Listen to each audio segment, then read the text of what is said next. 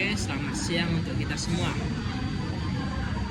Pertama-tama saya akan memperkenalkan diri.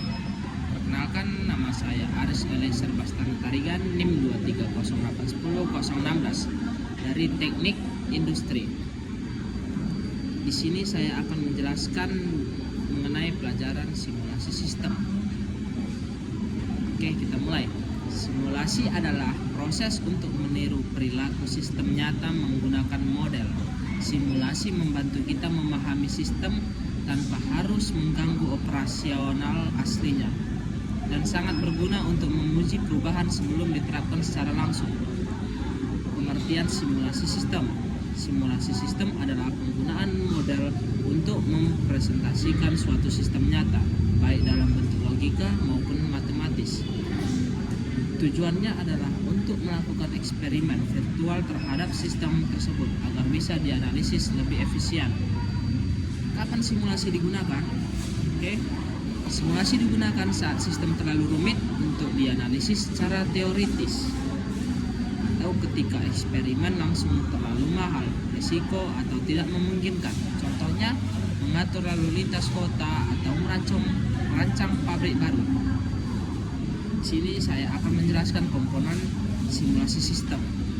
Sistem simulasi terdiri dari entitas atau yang dikaji, atribut atau karakteristiknya, kejadian atau perubahan status, step atau keadaan sistem, resource atau sumber daya, dan QA atau antrian.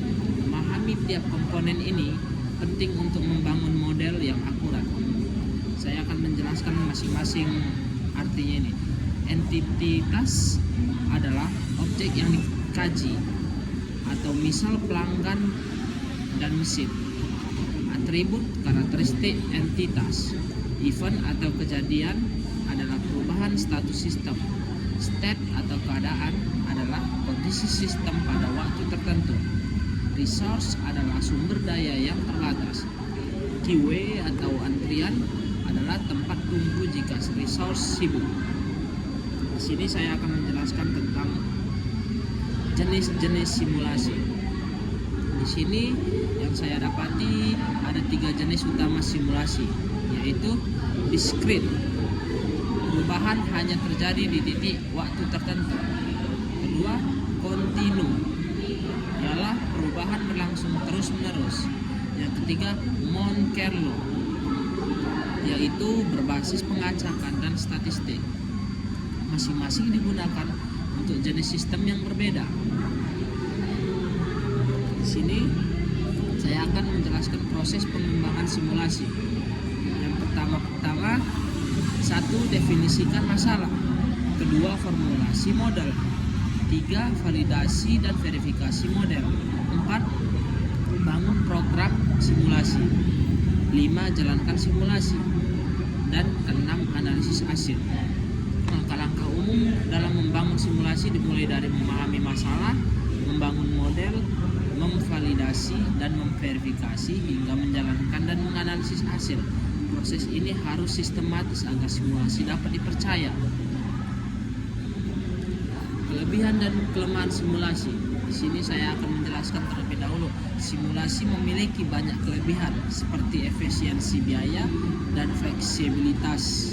Namun ada juga kelemahan di dalam simulasi, terutama jika model tidak valid atau hasil disalahartikan.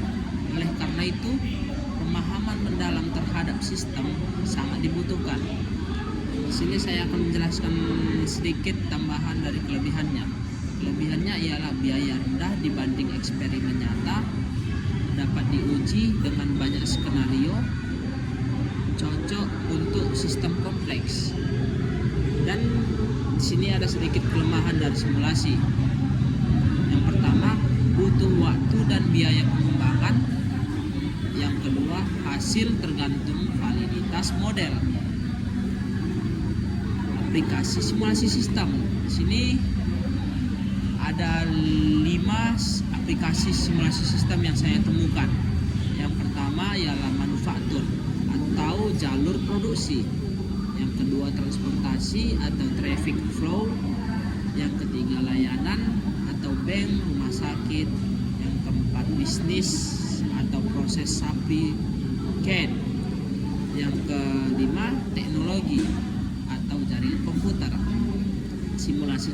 Simulasi ini digunakan di banyak bidang, terutama di bidang manufaktur untuk efisiensi produksi, transportasi untuk pengaturan lalu lintas, layanan publik untuk mengurangi waktu tunggu, hingga jaringan komputer untuk menguji performa sistem. Contoh alat simulasi. Di sini saya menemukan beberapa alat simulasi sistem ini, yaitu beberapa alat populer untuk simulasi sistem, antara lain Arena, Emulogix, Simul8, MATLAB, Simulink, dan bahasa pemrograman Python. Dengan pustaka Simpai, pemilihan alat tergantung pada jenis simulasi dan kebutuhan pengguna. Di sini saya menjelaskan sedikit studi kasus singkatnya.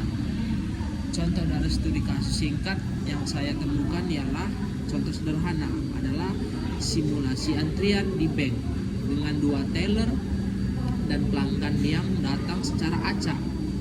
Kita bisa menentukan apakah perlu menambah teller untuk mengurangi waktu tunggu. Ini menunjukkan manfaat simulasi dalam pengambilan keputusan.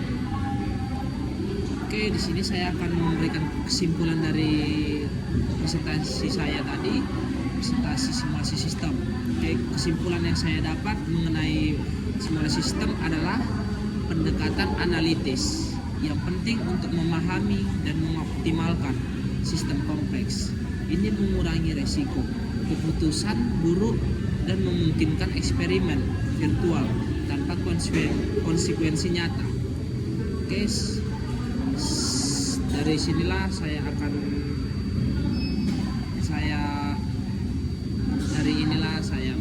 hasil presentasi saya. Apabila ada kesalahan atau kurang berkenan menurut Anda, saya minta maaf ya. Terima kasih.